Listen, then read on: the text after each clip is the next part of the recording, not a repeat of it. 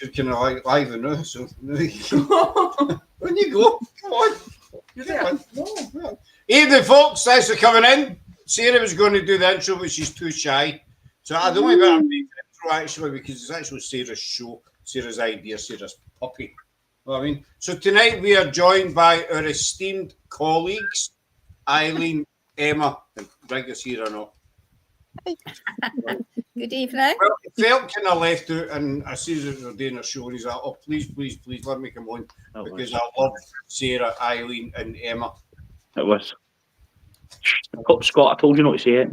It would have just been hanging yes on a show without that. Baldy. Without that twat. So I'm going to hand you over to Sarah. Mind to ask how you guess her. Sarah doesn't usually do lives. You just kind of. I know. Sarah's usually in the corner rescuing you and throwing you prompts. I don't need anybody to rescue me. Laura was meant to be here, but she's feeling a bit under the weather, so she's with us in chat and in spirit. Laura. You feel better soon, Laura? Yeah. So I hope you're all doing well. I'm not going to ask how you are, because I do that every time. So how are you? Because we already spoke before we started, so there's no point in saying how you are, because I know who you are. No, that's true. That's a bit of a waste of time, you know what I mean?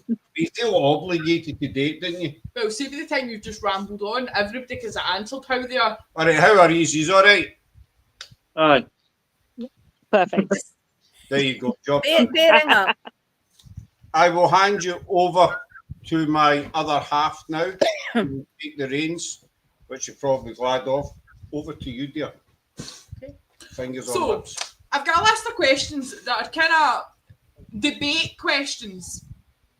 So I'll ask the question, and then everybody can give their opinion or their thoughts about the question. So the first one is: Are cat balls reliable? Oh. Can I go first? Yes. Right, so obviously they're called cat balls for a reason, right? However, there is times that personally I've had good responses with it. Reliable, I wouldn't say they're really reliable. There's so much that could cause them to go, depending on where you're investigating. You can get wind, raindrops. As I was saying to you, Scott, I was out a couple of weeks ago and there was drops coming off leaves. Very thin, but what was happening, the cat ball was gone, but what was happening, the drops weren't hitting the cat ball, they were landing next to it, causing the cat ball to go. Or you'll get some that's malfunction, and as far as I'm aware as well, if the battery's running low, they've got a consistency of just flashing constant until you turn them off and back on. That's just my experiences, but however, I've had good stuff with them as well. Tried putting a glass over them, nothing's happened. And then believing that we've got communication, we'll ask the spirit if they can physically touch the ball through the glass, and it's went, and then it stopped again. And so it's a mixed bag. Mm-hmm. Yeah, I think the same for us. Like you say, it's a mixed bag, and it depends where you are, because we do a lot of outside investigations as well. So, I mean, we have a couple of lads come with us, Ben and Kian, and they're always going up and testing it and stamping next to it and just checking. And then obviously, if we get one that just keeps going and going and going, we'll swap the balls around and make sure it's just not a faulty ball. But again, we've had intelligent responses, but then some days you get nothing. So, you know, it is what it is. Well, I mean, I love cat balls. I really love my cat balls. People laugh at me because of it. I've actually got little holders as well that you put them in so they don't rock. And they've been really, really, quite valuable. But like you said, it depends on your location, if you're indoors or outdoors, and there's lots of influencing factors around the use of a cat ball. But we have had some remarkable results using the cat ball, and I wouldn't use it as the only form of validation. If you use that in conjunction with other pieces of kit as well, that helps. But I've actually used them very successfully in my own home. My home is very, very, very active. And several times, I always have one in the lounge. And sometimes, they've gone off at very pertinent times. They can sit there for months and do nothing. The last time they went wild was the night my mother died, which is about 3 months ago. Oh, wow. And I didn't I didn't know anything about it until the next day. And the fact we were sitting watching the TV and that ball's going, it was going wild, and it wouldn't. And I ended switching it off. And it was only the next day that I found out that my mother had passed away. I've never put a cat ball up in the home, but we've got a dog. The dog had one. It was like a rubber ball, but you had to really sort of slam it down onto the floor to make it go. The big spiky ones. Yes, and then it sounds really silly. I know it was a Friday morning. It was Remembrance Day as well. And the ball, I was up really early for some silly reason. I'm led on the sofa, and the ball was in the middle of my doorway, just kept flashing. And I was just like, yeah, whatever, don't, And then it'd stop, and then it was like, then it would go again. So I moved it, make sure there was no breeze coming under the doors or anything. And Paul's upstairs at the time going, go on, do it, cheer her up sort of thing. Because I was like, no, that's enough now. And then it stopped completely. And I was telling Rosie about it on the phone later on, and I had it on video, and I literally threw this ball on the floor and it went off absolutely fine. We're talking 5 minutes later, it sat in the middle of the rug and it just started going again. So, and I showed her it. It was just like, there was no reason for this ball to go, and it's never done it again since that day. And we actually live on what used to be one of the Spitfire runways in Southampton, hence the name Spitfire Way. Being Remembrance Day, I don't know. Is that a coincidence? It's relevant. Yeah. I've also carried out elimination tests with the cat balls in my own home. I won't bore you with all the details because it went on for a very, very long time. It transpired that I had the spirit of, it was my uncle's partner. She wasn't my auntie because they were never married. But she had the same name as me. She was called Eileen, although we used to call her Kitty for some strange reason. And I was quite close to her before. In fact, I've still got a dressing gown. I've got a collection of dead people's dressing gowns, and that's one of them. The ball started to go, and I had to question. I go through the questions. Do I know you? Did I know you in life? You male? You female? Blah blah. And it sort of gradually came to me who this might be, because I was getting like, you're not related to me, because she wasn't, but you're like family, through a process of elimination. Yeah. And I have she was a very artistic lady, and I have a lot of her artwork around the house. And I started to do elimination sort of questions. I have a photograph of you. Flash, flash, flash. Tell me where it is. Is it in the bedroom? It's in the living room. That went through all the rooms. Is it in the kitchen? Yes, because it's on my fridge door. And then I went through the pieces of artwork. I have, this piece of artwork that you've done. Where is it? And every single time it rang true. The nail. Every single time. Definitely a mixed bag. Again, I've had good experiences. Like, I've put a cat ball to the left, one to the right. Use it for male, female, yes, no, and you get responses that way. I think there is some that's maybe faulty. That's a definite give, because there's ones I've had that's brand new that will just constantly flash for. And what I tend to do is, if the ball's flashing quite consistently, I'll tend to move it to see if it stops flashing. But there's times I've moved and it still just keeps flashing. So, but I definitely think, I'm a strong believer as well that although it's easy enough for us to go up and touch the cat balls and this and that, it's going to be frustrating for the spirits there that's trying to communicate. However, I'm a believer that it's possible that the cat balls are quite easy for them to use compared to other pieces of equipment, just because they're simple. They're just simple. So, but it's mixed reviews. And the simplest means of communication are most often the most successful, aren't they? Keep things as basic and as simple as you can. Why complicate matters? Life is complicated enough. Keep it simple and dirt cheap, and you don't have to spend a lot of money on equipment. But I like my cat balls. Yeah, and like you say, if you use it in conjunction with other methods as well, other forms of validation. Yes. Yeah. But you could say that of any piece of equipment. I wouldn't rely completely on any single piece of equipment. You know, it's the overall picture, isn't it? When you're investigating it, it's like we'll have the cat whole balls up and the K2s, and I like Spirit Talker, and we'll have Necrophonic going, and we see if we can get it all working in conjunction. And you know, it does work sometimes for us. So yeah. And of course, there's a lot to be said about in the moment. There are other things going on in the moment that if you're showing something through a live or a video afterwards, that's not always apparent.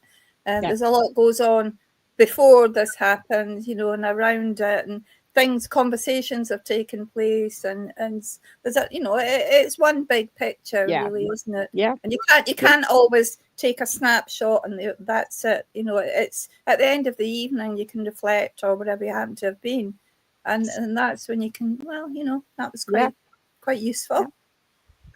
So good question, Sarah. Was I had an amazing experience with Soul with a cat ball, which I video evidence was Rosie from the Ghoul Gang. I seen as is Sarah and Scott, and I still can't explain.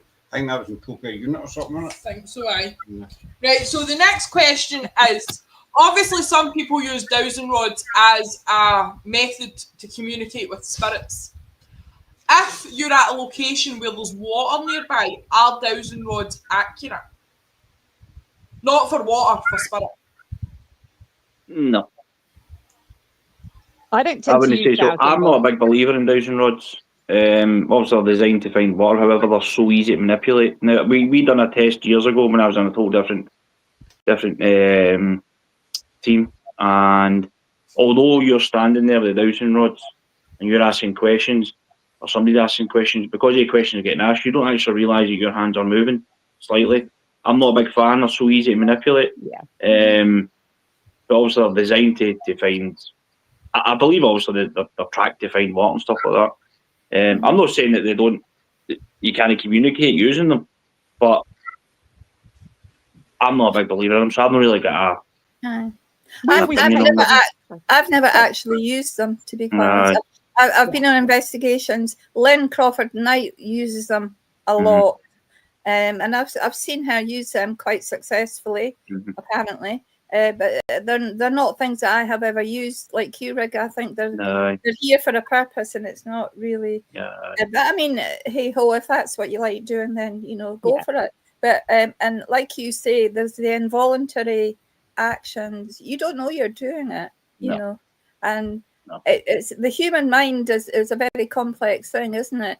And there's an awful lot of autosuggestion going on when you're using things that are relying on your physical grasp, kind of thing, that you think you're in control of, but I'm sure that you're not. What I did see was when we went to collaborate with Paranormal Penny Pinchers, John actually designed a stand for them, which was quite interesting. Yes.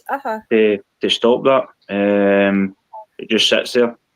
But I don't know whether it would work or not, or maybe you would need your energy for them. But again, I'm not really getting a say in it. I've used them a few times, and even at that, I kind of second guess myself. So. I've never held them. So I mean, I don't know. We have a couple of sets that we very rarely take out with us because we just don't use them.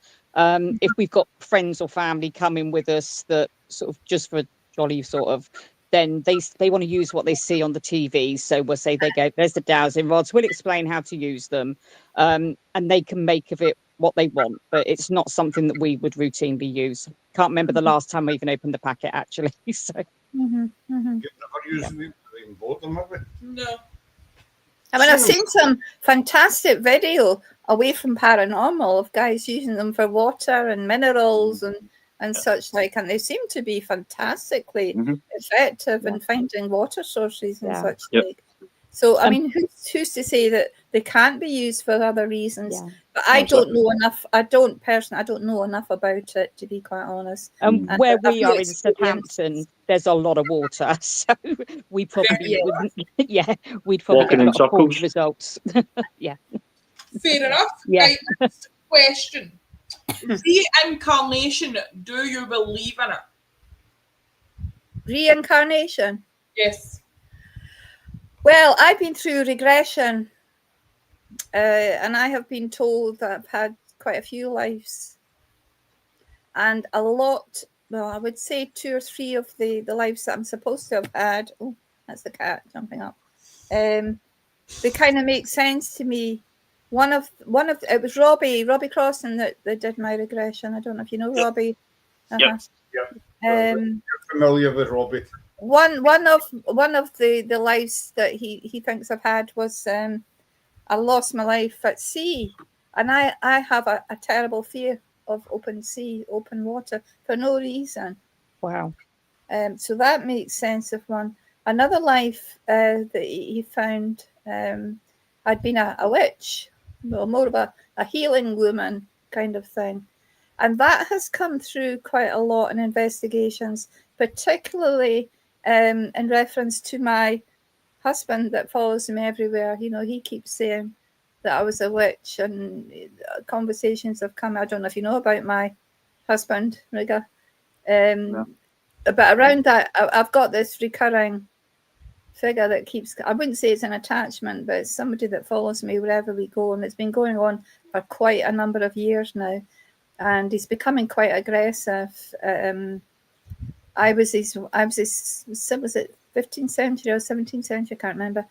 And I murdered his sons apparently, and he attacks me quite frequently. It's Wow.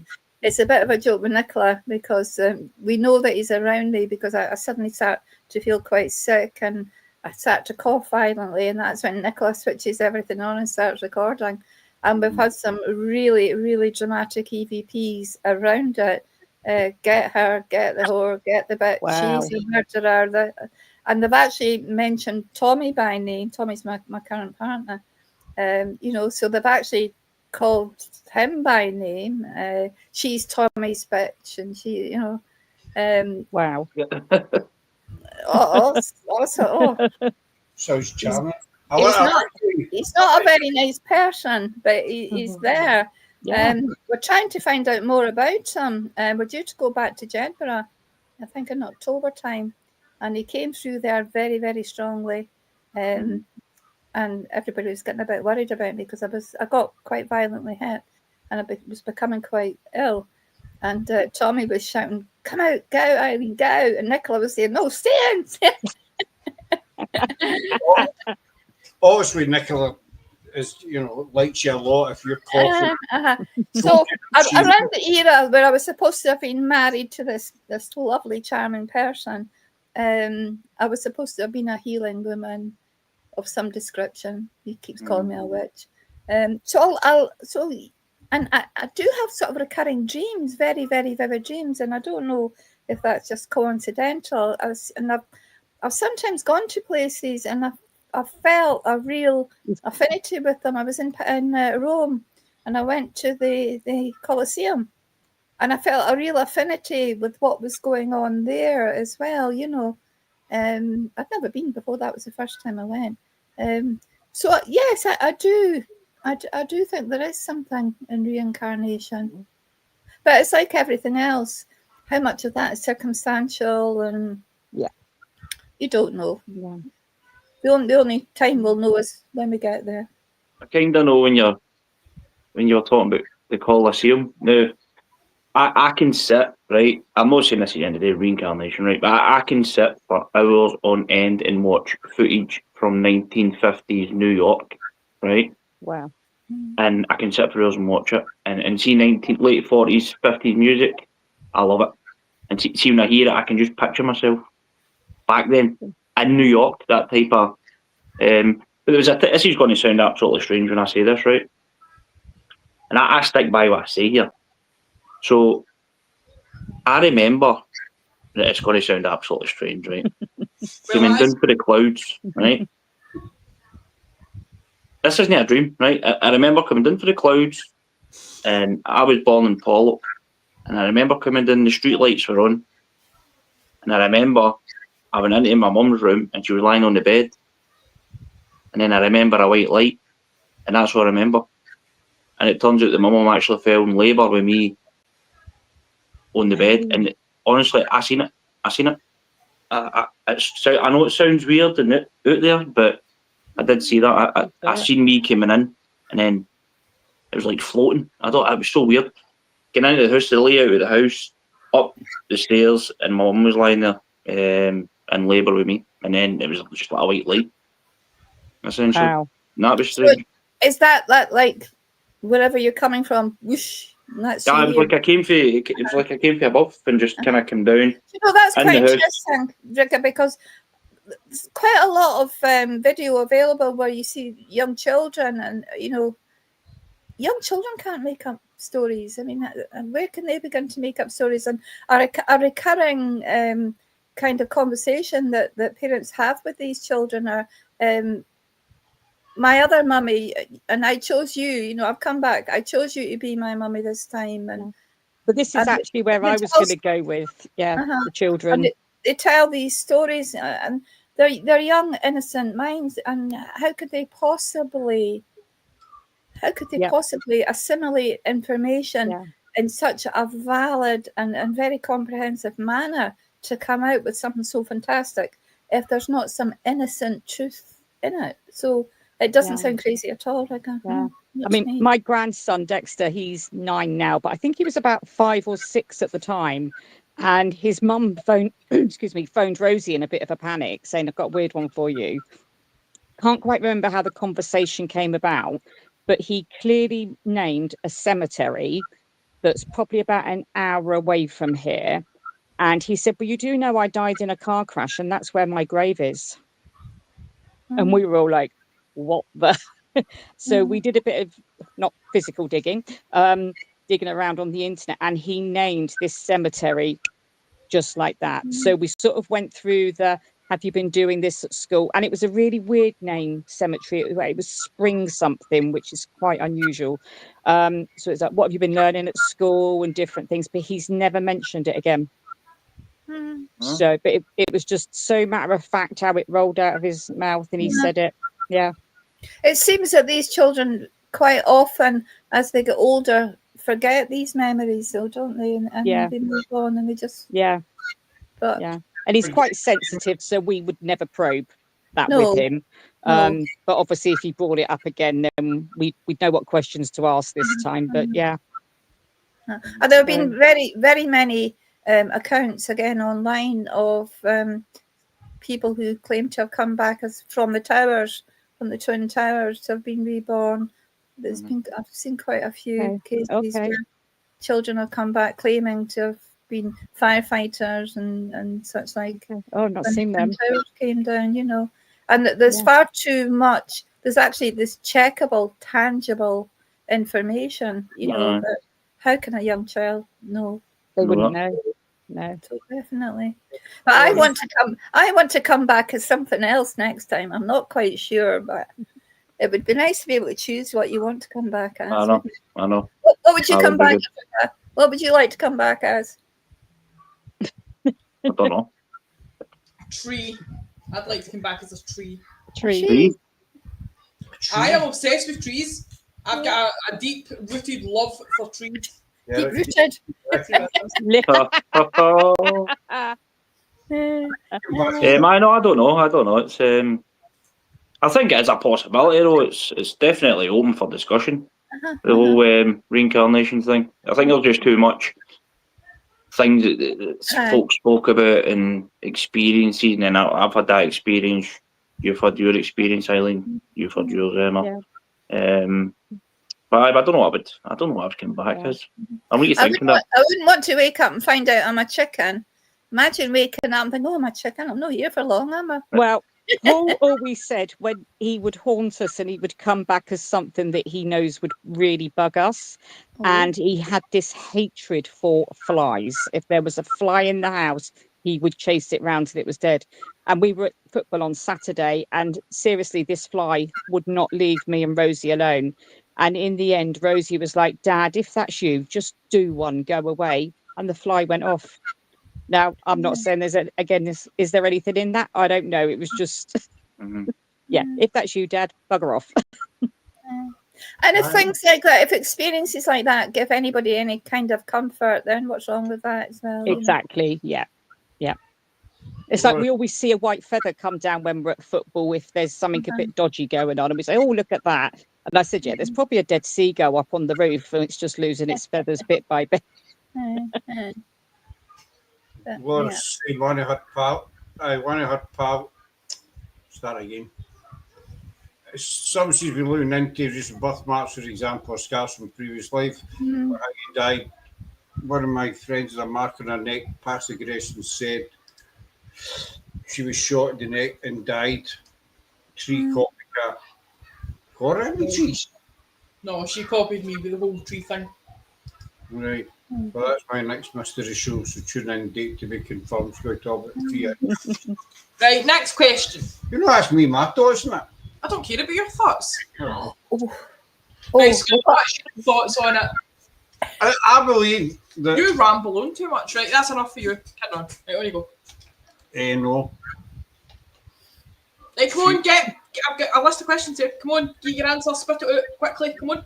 I believe we do come back. I think that explains why certain people are drawn to certain places. Right, that's enough for you. Thank you. I've got it done, isn't it? Right, so there's been an upsurge recently of Joe Bloggsies coming out as psychics. Hold on a wee second. What's the funny there, Rigga? I noticed the head going down. I was scratching my foot. With your nose, aye. Yes. Right, so can I get back to my question? Aye. Right, so there's been an upsurge of Joe Bloggsies coming out as psychic mediums. Do you think that anybody can just wake up one day and be like, I'm a psychic? As Rosie always says, everybody has the ability. It's how they decide to use it. But I mean, Rosie ended up doing a reading for somebody on Saturday night at somewhere.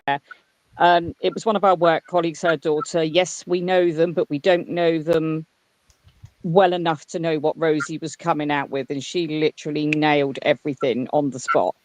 But it's not something I could do. I believe it happens, but it's certainly not something I'm tuned into. So, and I wouldn't claim to be. Well, I mean, there is this school. Sorry, there is this kind of school of thought that everybody has the ability, but I mean, I don't know if I particularly agree with that. I think it's a gift. I think some people have a gift, and if they choose to, some people may say it's not a gift; it's a scourge, and they don't really enjoy having the abilities. I know a few people that would meet that description. But I know what you're saying, Sarah. There's this sort of, particularly during the pandemic, there was this online centre of excellence, and everybody was paying £40 and doing this online, and then all of a sudden I've got a certificate to say I'm a qualified spirit medium. I've got a certificate. You know, everybody can do this online, pay you 40 quid and you get a certificate.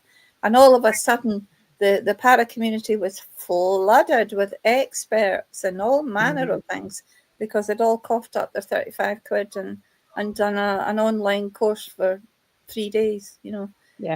So, I mean, to answer your question, I think, no, I'd say you would have to have the gift. Maybe everybody has the ability, but very few have the gift to develop it to its full sort of capability. I'm the same as you, Eileen. I'm on kind of the same boat, especially now. And the thing is, there is folk out there that they've got the gift, and then you've got the ones that's not got the gift, and they think they've got the gift, or they think they've got ability, and it's disrespectful. However, I do believe that we have possibly got the ability, and doing what we do with paranormal investigations and stuff, I think you learn how to open up more. I think you start sensing easier. Like, I watched, I can't remember who it was, and he was talking about the feeling you get. Like, I still get it this day. I'll go and put the hall light out there. Oh, you put the light out and you run back to your bed. Oh, you get that wee kind of shiver. Some people describe it like that. If you're out investigating, you get that. You're actually picking up somebody's ability. You've got the ability to communicate with them, like, or pick up their name and stuff like that. Again, I think that's more a gift side of things. But I don't like the fact that folk, especially when they start charging money and stuff like that for readings and all this. I could sit here and give you a reading. I could mention John. Who doesn't know somebody called John? Jimmy. It's always a Jimmy. And there's always some poor old boy that had bad breathing problems and passed away. It's and, just and the thing is, these people are quite clever on picking up on who they can do readings Who to, they can because feed off of. these folk that are then they're quite fragile, sorry. Yeah. And stuff like that. Maybe they've just lost a lost one and they're kind of down. So they can kind of sense that. And that's when they kind of just take it. And the thing is as well, here I go on a rabble. The thing is as well, social media, any platform, you can find any information through Facebook, get some information of the person you're going to reading to, even look at their photos up. But I see you like camping because you've seen one photo of them at a tent. You know, it's just things like that. I'm not a big believer, but again, there is one for the gift. And then you have the people who clutch it. Oh yes, that's me. Oh yes, oh, and they're throwing more information at the so-called spirit medium. That's it. That they don't realise that is they all are they do. doing. And I think you summed it up, Rigga. It's disrespectful. Yeah. Just leave it to the people. I think if you're involved in, as we all are, that as Rigga says, you develop more of an awareness and a sensitivity, but that doesn't make you spirit medium. No. But it makes you more aware of changes in atmosphere, and you do, and you develop a sort of a feeling. You know, you get feelings that you perhaps would not have been aware of had you not been involved in what we do over the years. But that doesn't make you spirit medium, and unfortunately, there are quite a few charlatans out there that are quite happy to prey on the vulnerable, money in the bank, take their money. That's it. Yeah. What do you think, Scott? In 10 words or less. I'll do Lord's comment, and then my answer is twofold. Has anyone watched? That's Ross that says that in his friends. Well, my answer is twofold. Has anyone watched Derek? It's like, I've never watched that. It's with Derek Brown. I've heard Laura spoke about him, and I've heard a few folk talk about it, but I've never actually sat down and watched them. I need maybe give him a wee watch. It was on It's how they work. Brilliantly, definitely watch it. Well, my answer is twofold. As we were saying earlier on about we're all born, you know, kids don't make up stories and stuff. We're all born with that ability, you know. But as kids get older, they're kind of brainwashed, programmed by society that, you know, it's no normal. And so they grow up that kind of way, thinking that it's all crap. I think once you get into the paranormal, we're all still going. We never lose that we call it ability, whatever you want to call it. But once you get into the paranormal, your barrier starts to come down. Yep. You know, you could be 20, you could be 30, whatever. But you've had this barrier up all your days because of what society or your parents, whoever, have told you. But once you start studying the paranormal and investigating it, then that barrier starts to come down, and that wee bit of psychic does come back. You know what I mean? And kids are told it's just an imaginary friend as well. Oh yeah. And I don't think it always is. Yeah. I mean, there's times we've been out and I've picked up on people standing and stuff like that. Aye, but you been like that though? You've not just woke up one day on a Friday and went out and thought, oh, I'm a psychic, this is John. That's where my other side was coming. Alright, sorry. You see, so you've got the folk that have got that gift and they've just let it come back naturally.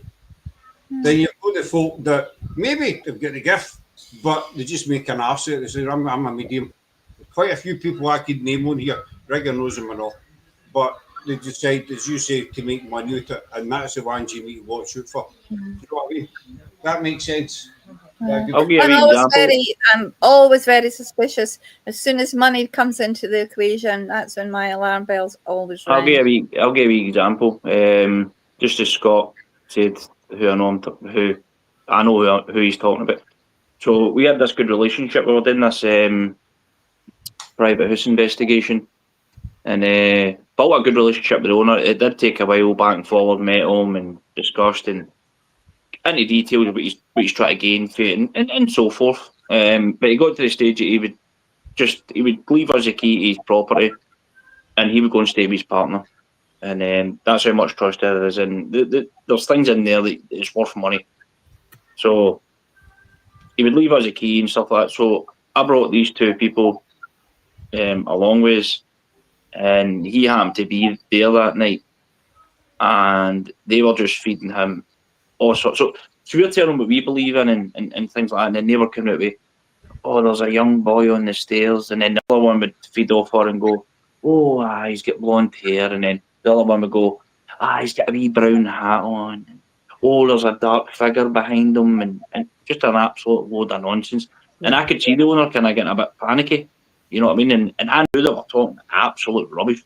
I just knew it, just because at this point we'd maybe investigated 4 or 5 times, and I had some folk with ability, the gift that came along, and it was totally different. You know, they picked up that there was a fire in the kitchen, but it wasn't a kitchen at that stage, it was a bedroom. Now it's converted into a kitchen. They were absolutely right. I didn't even know that. So things like that just gave the owner a bit of validation and things like that, and then they came in and just basically got him kind of like standoffish, as if, oh, I don't know if I want you here now because you've brought evil entities. And so at the end of it, I says to them, basically I called them out and I says, look, you've got to realise here that, fine, you are saying this to the owner, but it's easy enough for us to pack up and leave. This is his home. You know, he's got. So when we go and everything settles down, he's in there himself. So he's going to have all sorts of thoughts on, oh, there's a dark shadow. They've seen a dark shadow and this and that. And then you get the unscrupulous ones that go in and say, oh, you've got demons here. If you give us 500 quid, we'll come back and get rid of your demon. £500, and if it gets over midnight, it's £50 an hour afterwards. So that stuff. Ridiculous, isn't it? These people can cause so much damage. They can really cause a lot of damage and a lot of trouble for people, you know. And it's not right. I can answer this question actually. Again, though, how do you explain things that come later? True for you, my mum told I was pregnant, gave birth to a boy. He nearly died, and he would be named with a D. No one knew I was having a boy, Donnie Daniel. I was the only one who knew there was a girl. It was Ren Becker. What? How do you mean Rebecca? Rebecca. Yeah, this was in a coffee shop in Edinburgh. No one exchanged hands, just straight up this woman approached her. So, right, we've all seen mediums. You know, I used to go to spirit shows, church in Glasgow, and I really enjoyed going. And you know, I get quite a few messages as well. But sometimes the mediums say, remember, this might not be right away, this is going to happen. It might be months down the line, or it might be later. When a medium turns around and says that, you know, right, you just Laura's case, you're pregnant, you know, and then we find out in the future. Could that be because spirit is giving this medium the message, but spirit's don't have awareness of time.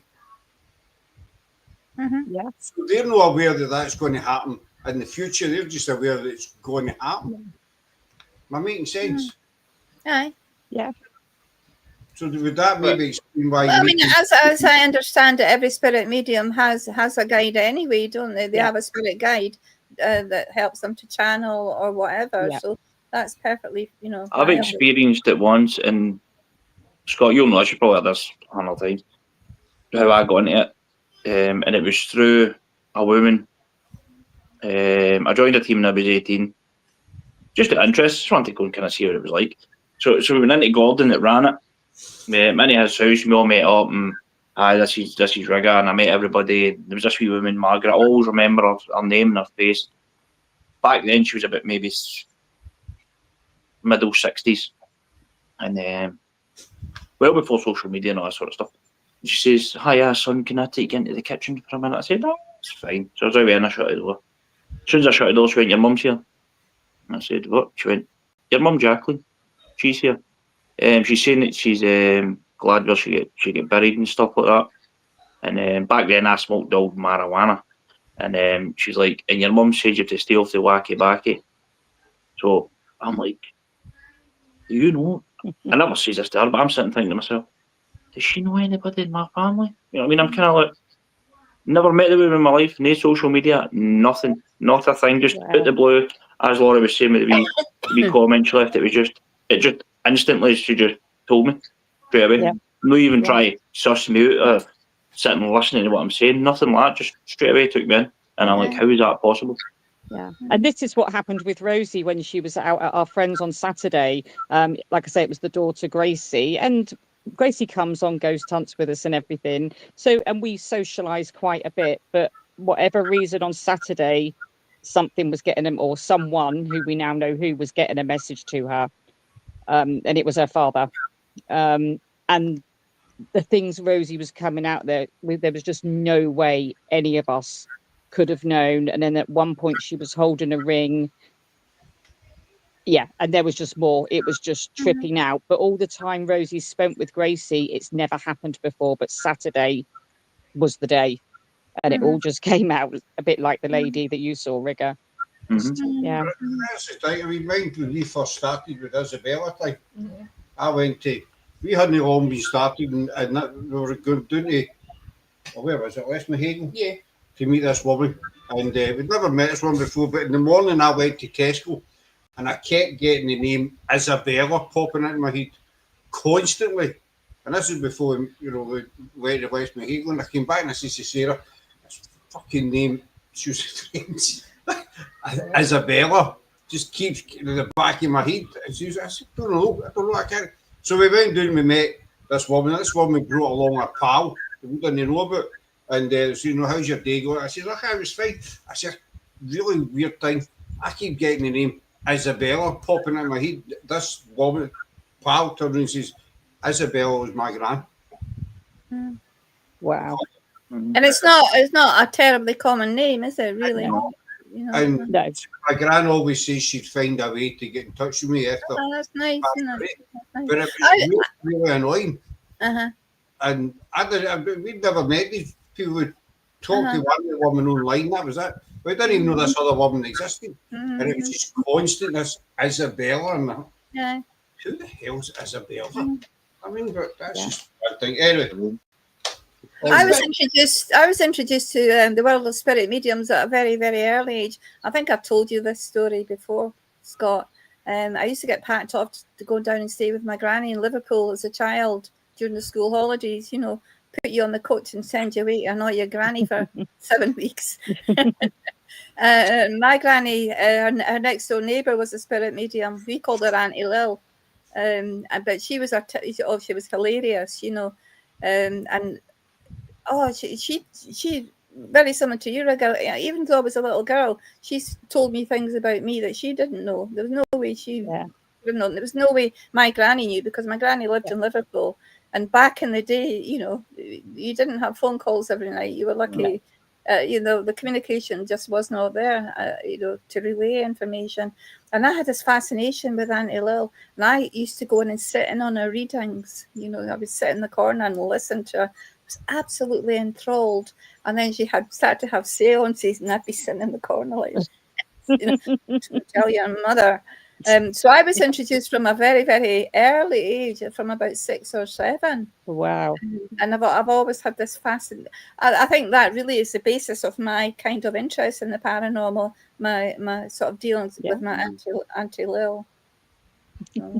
Miami end up reading. She's right into it. She'll tell you you're going to die next Tuesday and get hot with a silver motor her. I find a tenner. We'll get that one. Anyway, dear. Hold on. There's also a time when I was a clairvoyant and I never paid for private reading as I was reading spirits came to me and I said, I need to tell you that he's still working on the... You got the next bar in now. Still working on the... I mean, it's better when I went to that wee spiritual church in Glasgow myself and they tell me about Donna, the woman tell me my gran, even a wee habit my gran had, that nobody in this, I mean, my gran had been passed for a good 10 years or something. I didn't know anybody in this church, nothing. And she told me about it. I think it's when you get that one bit of personal validation, when you get that one thing, it doesn't have to be a huge thing, just one tiny little detail that nobody knows that. That is when that ignites the spark, doesn't it? Yeah. He's still working on the steam railways waving the American flag. Turns out my great uncle worked in Kilmarnock Steel Rail and he lived in America. I didn't know this. See, wee bits and bits and pieces like that. So, tonguey. No tonguey, you know what I mean. Carry on, dear. Right, next question. Are Ouija boards dangerous? No, not at No. all. Purely a Not if communication. used properly. Too You see, much bad telly. You think about it, there's a thing called the Spirit Box, right? Spirit Box is essentially just an updated Ouija board, essentially. That's essentially it. You use it differently, but you're still getting the same responses through them that you would a Ouija board, Yeah. essentially. I'm not a strong believer on... I've got Ouija boards all in my living room and stuff like that, and I'm not a strong believer on you need to open the right way and close it the right way and all this sort of stuff. It was designed for kids, I'm sure. Yes, It was a game. I'd love to get my hand on the original Ouija board, but I think it'd be a pretty penny.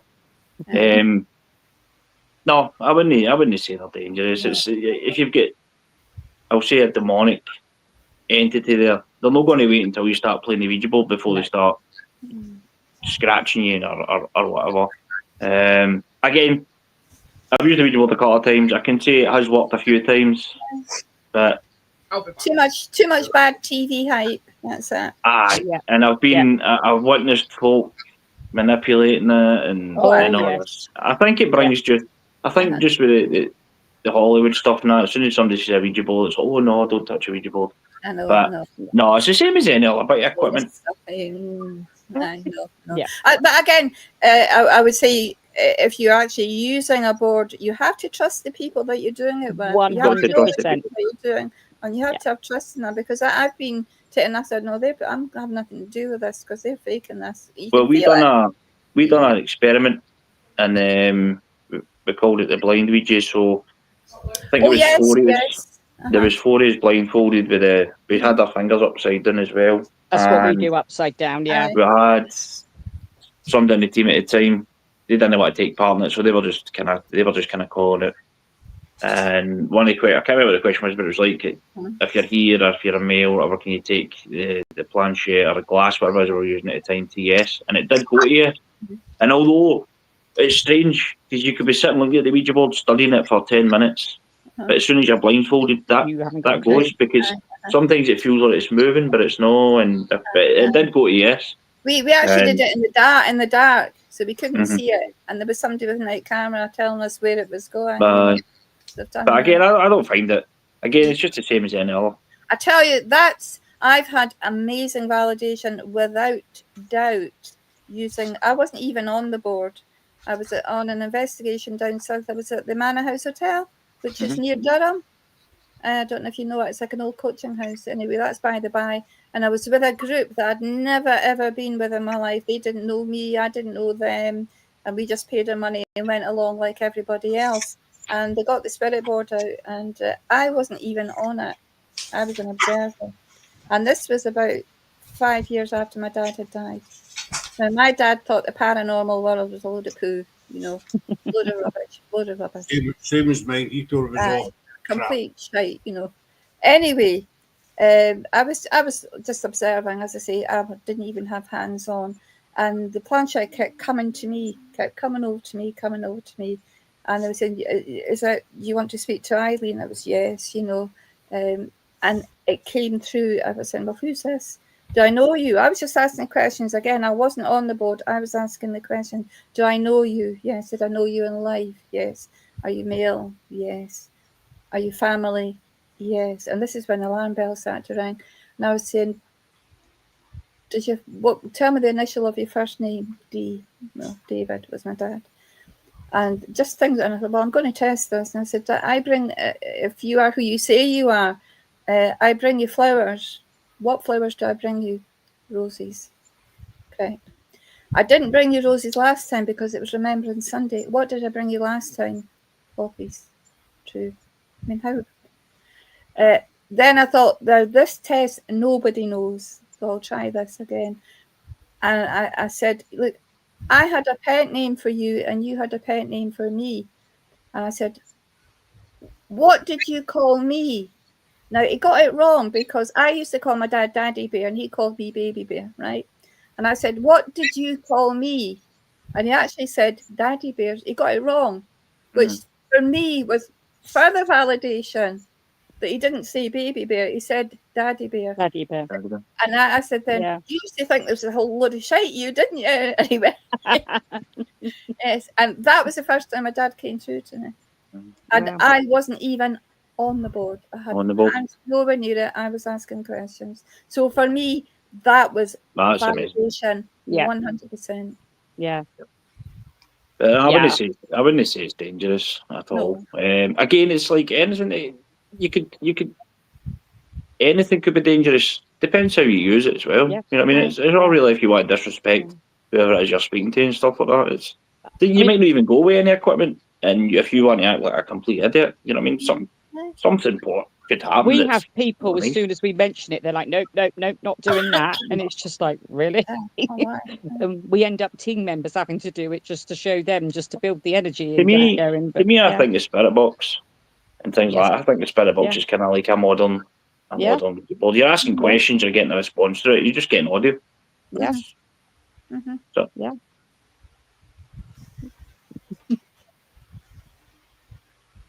Right, this is a good question. You'll like this one, so Rigga. Am I allowed to answer this one? Aye. Right. Why? Everybody will like this one, actually. Why is there a massive increase in haunted dolls? Oh. I don't get dollies. I just don't get them. Oh, really Sarah, you had to. Sarah. It was the last question. We'll need to split it into two because we've still got a lot of questions. So I thought Listen. I love the See this here? There's more chance of this being haunted, let me tell you. Right? Come on, Rigga, go on a wee rant. We know you A whole load of nonsense. It is. It's a whole want a load. haunted dolly, just go onto eBay. There are hundreds for sale. I'll tell you one. Right? So it was really getting to me, and things getting me. I can't sleep at night. It naggles. So my missus just sit lying next to me. She's like, "What is it?" I said, "Bloody haunted doll." So we went on a wee kind of internet spree, had a wee look about, and we found these haunted dolls. One of them was I don't know who the guy is. He's out of Frozen. He's like the prince, whatever it is, out of Frozen, the cartoon. And he was going for $400. Wow. It was not about that size. Because he can pick up any negativity. He'll wake up in the morning. He will go into your phone and he will delete all the negativity from your phone. He will massage your feet. He will make you cups of tea, cups of coffee. Oh, half the price. It gets better. So I went, I'm going to go and look at the reviews. I had a wee look. Somebody commented, I would like my money back because this isn't real. And I'm like, seriously, man. There was some idiot that paid it. Aye, it's not real. It's not what you said. It's not what it says in the tin or whatever it was. And I'm like, oh. No, I just don't get. I didn't get the dolls down. Load of nonsense. Aye, absolute load of that. Rosie has some dolls that she likes to disfigure and use them as trigger objects, but not saying they're haunted or anything. Aye, I think if you take some, you get to charity shops and stuff like that, and you see them for like £10. Old dolls, whether they're old or just made to look. Yeah, I'm all one for taking some investigation. Maybe if you can find out the time period and things like that, and maybe take some on, because you can help the investigation. But when I pass away, and if I can use anything as a vessel, I'm not going to use a doll. Interestingly, the scary woman that lives next door in East Drive, she started to sell haunted dolls as well now, apparently. Oh, is she? Carol next door. She's Well, a scary. She's what they called about East Drive, you know. Labubu's. Oh, these. I know. Aye. Come on, man. Aye. Come on. It was never the same with Tressie and Cindy, was it? No, it wasn't. It's getting. See, usually we're the same. Eileen, I don't know how long. I'm aware you've obviously done this for a while. Oh yeah. Right. So when you done it, because when I started, there was no such carry on like haunted dolls or anything like that. No, absolutely not. No. It was bog standard equipment. You went out, video camera, maybe a K2 or whatever. Yeah. That was it. That's it. None of this haunted dolls and Labubus and dolls in cases, glass cases. And, no. I think with the advent of TV and paranormal telly, a lot of these things were given birth to. Don't open the case, it's a curse. I can assure you I'd be the first person to open that case. And what about all that nonsense where the poor man passed away and it was that was just coincidence. That's not. Oh, it was the doll. It was the doll. I mean, what an insult to the man's family, isn't it? I know. It's so disrespectful and no. Haunted vases. Oh, that's because Laura got a vase off us, right? But my stepdad found it as work because my stepdad works in the dump, whatever. And he found it, took it home, and stuff was moving and banging and all that. So we brought it here, and then I was like, "No, I'm not having that in my house because it's horrible. Not because it was haunted, just because it's horrible." So we gave it to Laura, and apparently it's haunted and all that stuff's happening in our house. Survives. I believe it. There's people that. So if you've got I don't believe it, but maybe to an extent. And what I mean by that is, if there's a doll, and it has been a wee kid's doll, and like my daughters have got things called bobbies. It's just a wee thing they've had since been born. It's like a wee teddy thing. It's got a wee kind of, I don't know. At the end, and they always use that's just a comfort thing. They're a lot older now, but they don't bother me. But it just sticks to their bed. But if you were to bin them, they would get upset. So they've got a connection with that. So I think it is possible that if there is a kid maybe that's passed away and they've always had that doll and stuff like that, and if they're able to return, then they've still got that connection. Yeah. But that's when you go down the lines of psychometry, doesn't it? Aye. It doesn't have to necessarily be a doll. I think that perhaps objects, not particularly dolls, any object can hold a vibration. Yeah. And this is when you get into all the arty-farty sort of side. I don't know. I do believe that a vibration can linger and it can be associated, but I don't believe that a doll can be haunted. Not haunted. Yeah. But I do think because of the psychometries, which I've seen, quite convincingly. If I can see if I was to pass away and I went, oh, there's a lovely doll, I'm going to go and use that as a vessel. I'd be running about like Chucky. I would say, well, that one looks a wee bit like Rigga. I'll have to buy it. Folk would be sitting there and they would just see this wee doll running by. You know what I mean? It'd be me. I wouldn't just sit and go, oh, hello. Would you come back as Ken? Would you come back as Ken? Nah, Barbie probably. Barbie. But some of them are absolutely ridiculous. I seen one that it was I can't remember. It was like a wee figure. Yeah, I think it was a kid's toy thing. And on the description, it was like this haunted object can grant you your every sexual desire. Ooh, like, how does it? Just no. Calm down, Emma. Calm down. Oh, like calm down. How many did you buy, Sarah? What? How many did you buy? 600. They're all I want 10. But you've got to think to yourself, like, who in their right mind actually going to buy this? That's the other thing, Sarah. You've got the other side to it. Who in their right mind thinks and goes, oh, I'm going to buy these haunted dolls? I watched a live and it was somebody was in their house with a haunted doll. How lucky they are. And somebody was in another house. I think somebody was maybe in England and somebody was maybe in Ireland or whatever it was. And they had the doll facing each other. So one's got their phone on the doll, the other one's got their phone on the doll, and the dolls are talking to each other through this. They're talking. But nobody can hear it. But they're talking, they're communicating. And I'm like, oh, come on, man. Yeah. I think personally, I mean, right where Rigga was saying about these Laboo or something. Laboos. There was a load of crap. There was a certain team up here, shall we say, and they went out and bought one. Big fucking surprise. Their own, the jump and everything. Do you know what I mean?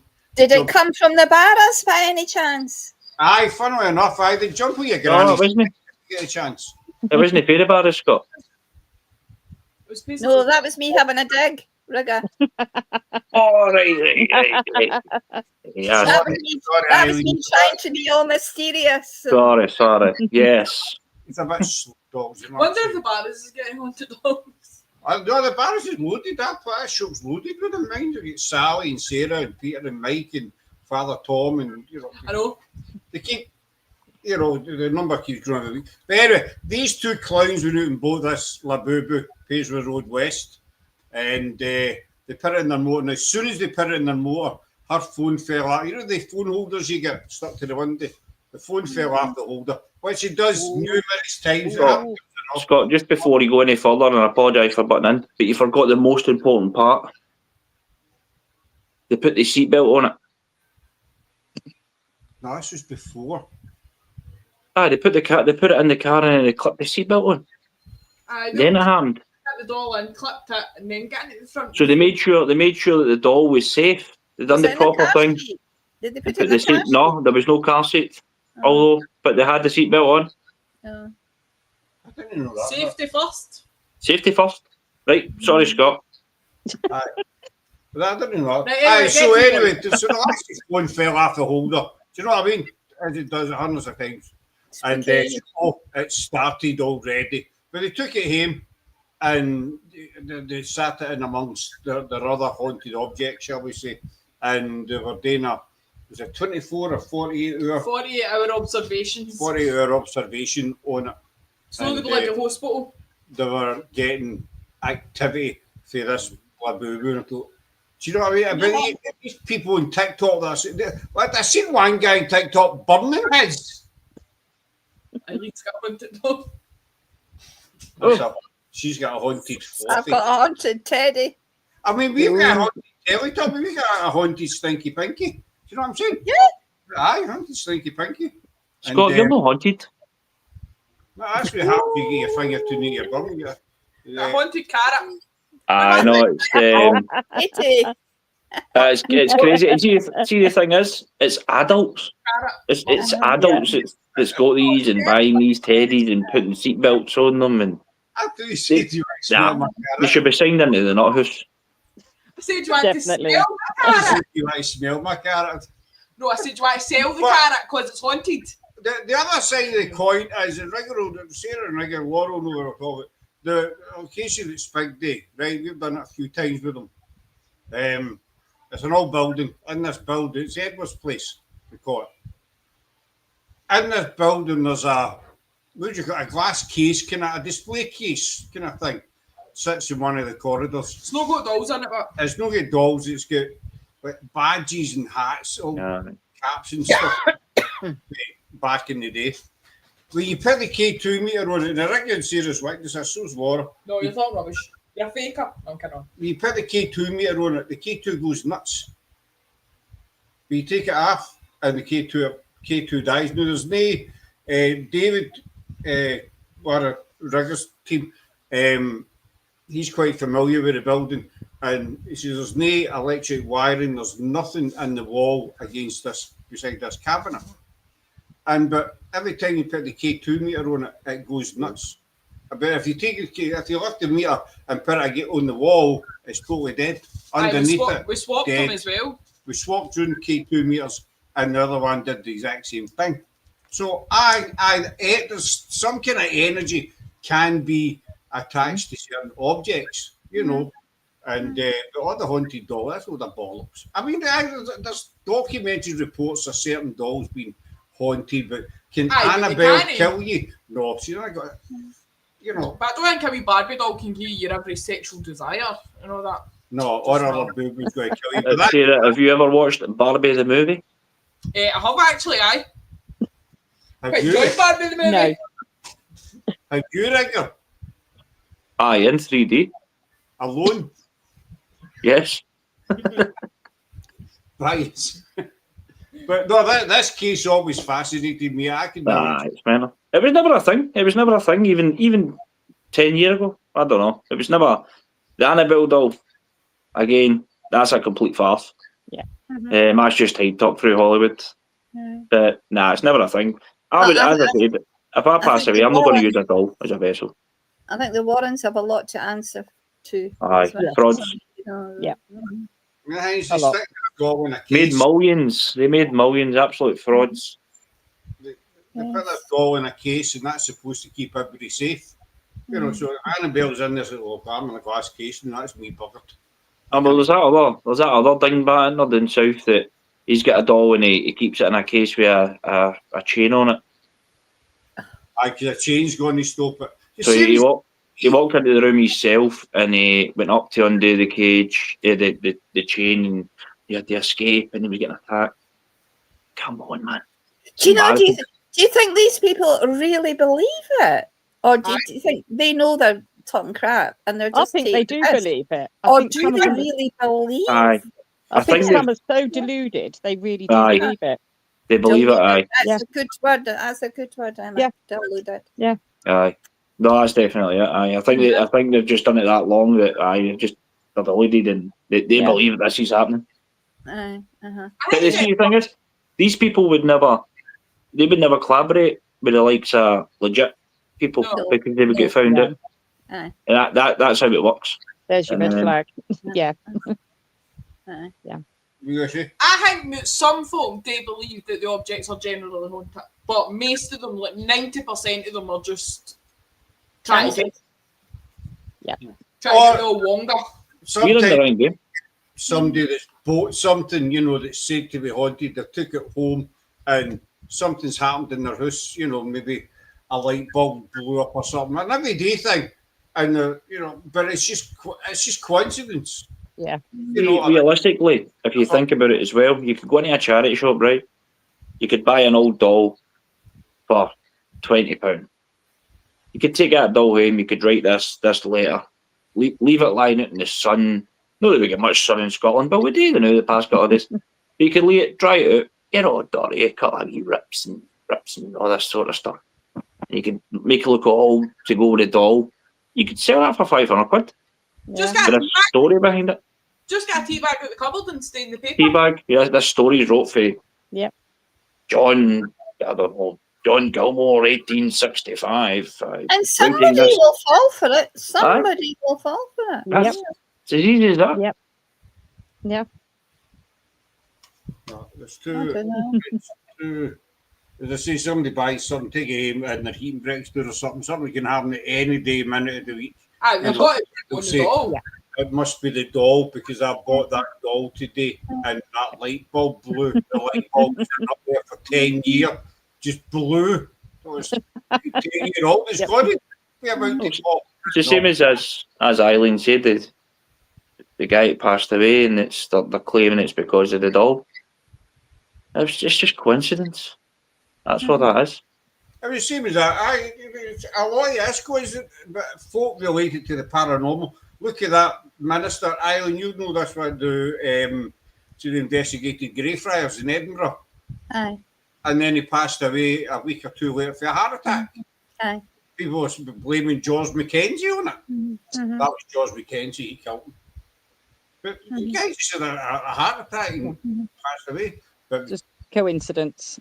George Mackenzie killed him. Because they've got to do that, but so that the story sells. Because they can't. It wouldn't be as much as a good story if they say, "Oh, a man who investigated Greyfriars 2 years ago," or "a man who died of a heart attack." Maybe we'd read that, but the minute they put in ghost and heart attack, they think, "Oh."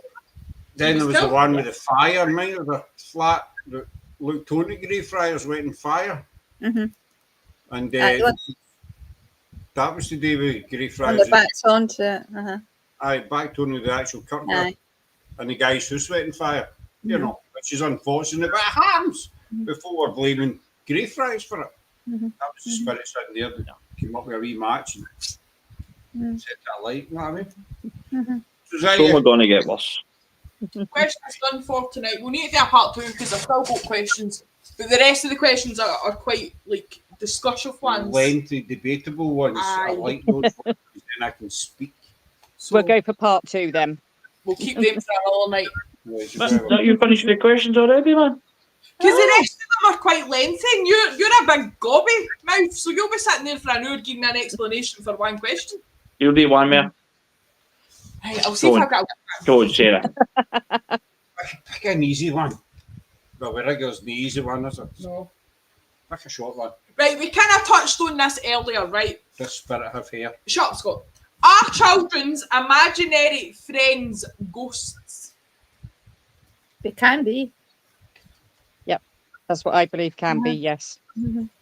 I would say don't ever poo-poo a child. If a child comes to you talking about a friend that you can't see, don't just dismiss it. Don't dismiss it.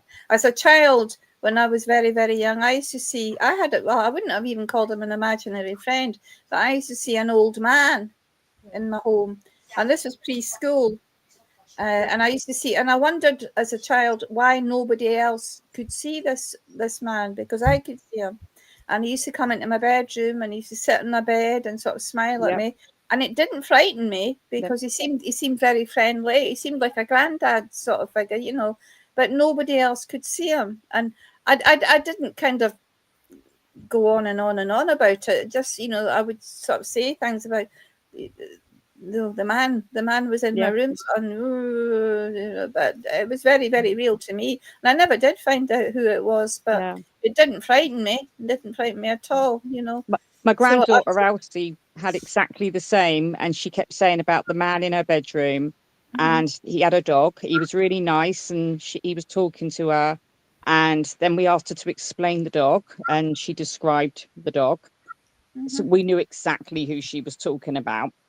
And she kept saying about the man with the beard and all this. And we went over to my mum's house and we showed Elsie a photograph and said, do you know who that is? She went, yeah, that's Roy, which was my dad, which would have been her great granddad that she'd never met. Oh. And she described my mum and dad's dog to a T, a King Charles Cavalier. That's lovely. Isn't it? That's really nice. Yeah.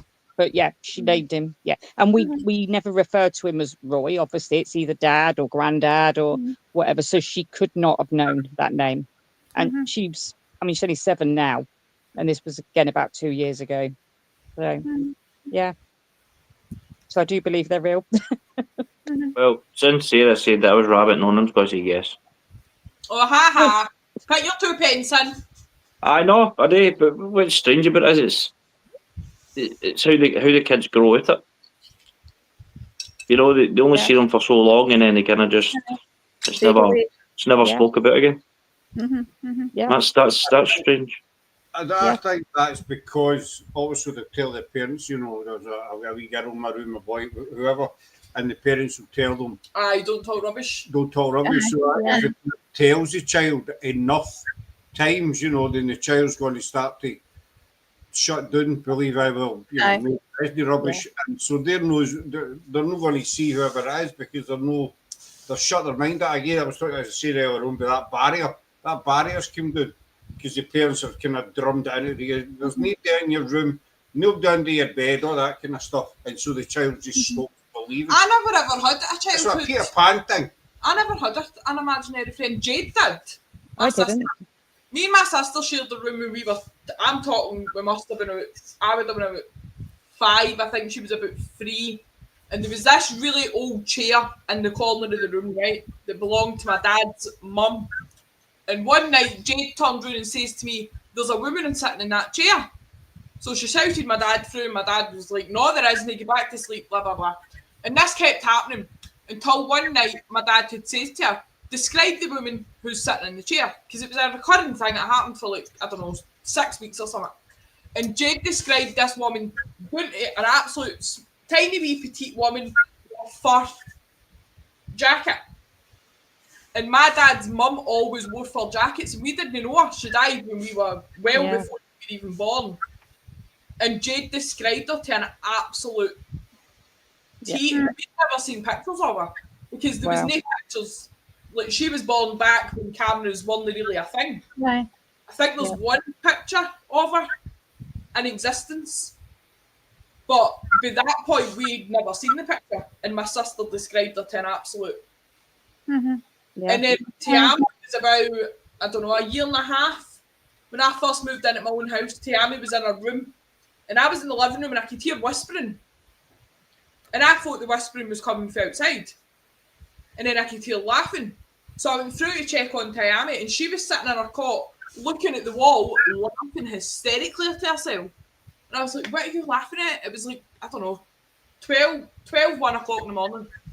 And I went back through and the whispering started again.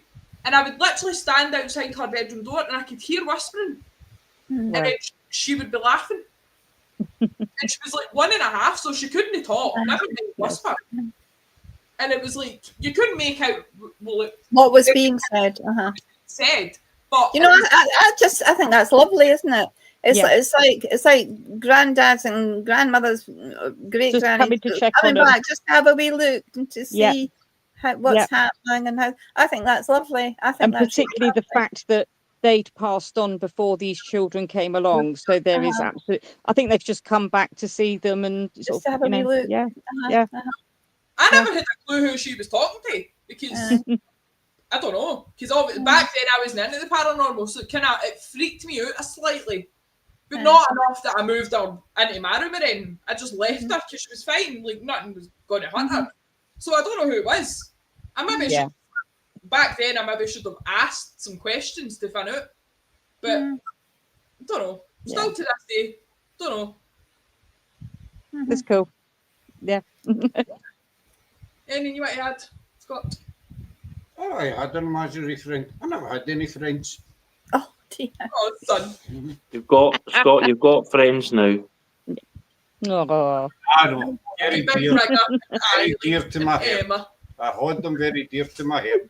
Emma, what I said there was dear, and I hold them very dear to my heart. Emma's in, she might understand the Scottish stuff. I mean, Did you? I understand you, Benu. I'm getting used to it now. Making sure. I'm all you about. No, I never had. I can't remember if I had any imaginary pals. You've still got imaginary pals. Aye, but they, you know, I nice to chat with them in meetings and stuff. You know, they come to me in times of trouble and we sit and have a wee meeting, and I'll argue with myself because I know I'm going to win anyway. Even when I disagree with myself, I'll still win. You know, I'll still keep it on top. But I always need to schedule meetings with myself because I never know what I'm going to be doing. Well done. You lasted an hour and 16 minutes without talking absolute shit. I know you just ruined it. You need That's that, a record. That's a world record for you. You need that wee bit of crap in. Right, shut up now. So, we'll need to do a part 2 to get through the rest of the questions, but I hope you actually enjoyed the show that was about the paranormal. Yes, it was very interesting, wasn't it? Definitely, yes. Something a bit different. Yes, I've enjoyed our little chat. That's been interesting. It's always interesting to find out what other people think as well, you know, how other people's points of view. Yep. Very much so. Enjoyed it. Yes. I'll try and make my future shows about the paranormal, all right? I'm not guaranteeing it. Part 2, we've got more questions, and then I've got another one that's pictures of famous ghosts. Oh. See what you think. I'll be right. A question for you, but are they ghosts or are they spirits? Ooh. Or are they fakes? Cliffhanger. So there you go. So you can wrap up now. There you go. Bye-byes. You done? Right, we're going to wrap it up there, folks. Not my like to speak. Phew! You do the intro, the bit in the middle, the end, and then I just do the informative bit. So there will be a part 2 coming to this, as the gaffer here says, and with me, so it'll be solely paranormal. so I'll not be on. No, you'll be there. You say with me solely, so that means I'm off. No, I said it'll be with me, pause, where it'll be solely paranormal. Right, Not fine. Scott talking shite for 2 and a bit hours. Scott, you'll be there. You'll be there to do the intro. You'll be there to do the intro. I'll be there. Yeah. You know what I mean? I'll be there to see if you get any gaps you popped around. I'll be there to... Do you know, this is like watching Rab and Mary Dolly. I was watching a TikTok with him last night, actually, wasn't he? Emma won't know who we're talking about. I do. Rapsy Nesbitt. Yeah, loved it. There we go. He made with his lawnmower. You know what I mean? There we go. But just this information there anyway. Rab and Mary Doll live in Kilmarnock. Oh, okay. I think that's you now. Look at him. Right.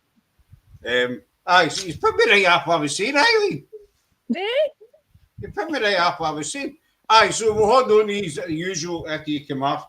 So there will be a part 2, folks. Yes. And there will be more questions.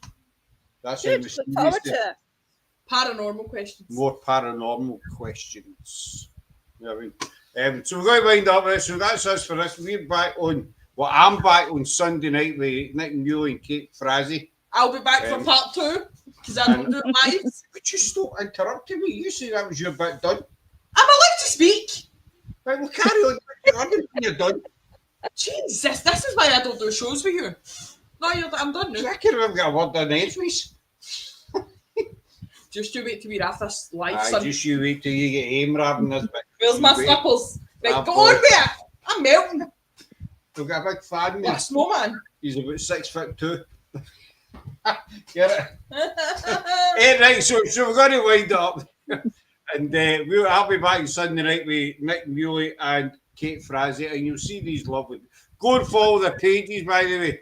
Phantom Seekers Paranormal, the Ghoul Gang, and Spig. Oh, Rigga, we've got a new name for you, actually. What? Spigger. Spigger. I'll take that. I can see Rigga suitably impressed. Yesterday you were trying to say Rigga and Spig, so it came out Spigger. See Spigger. Yeah. Oh, what was the other one? Rig Spig. Rig Spig. Rig. So your new name is Spigger. No, we were talking about you yesterday how you like your steak pies and you're not a stranger to a fish supper and that. And I went to say Rigga and Spig at the same time, and it came out Spigger. So that's so you're Spigger to Scott and Uncle Cheese to Tiami. Uncle Cheese? That's what she calls you now, Uncle Cheese. You know why? That? I don't know. Because she said earlier, is my Uncle Cheese going on that live tonight? And I was like, what? She's like, my Uncle Cheese. It's probably because I call Scott Big Cheese. Probably. We're called Uncle Cheese. Just a bit of useless information for you. Is that you done now? Aye, I'm going to check my week. That was your Paranormal, Ghoul Gang, and I was going to say Spigger. Spigger. Spig. Spig is on the screen. What about you? Where are you, Faye? I'm here where I'm sitting. What's your group name, yeah? Domestic History violence on live. into the paranormal. We were nearly called that, you know. I know. But anyway, so we're going to. You moved that arm there, didn't you? And nearly disappeared. Right, we'll wind it up, aye. Aye. Right, so thanks for joining us, folks, and we'll talk to you again soon. And enjoy the rest of your week. Bye. Bye.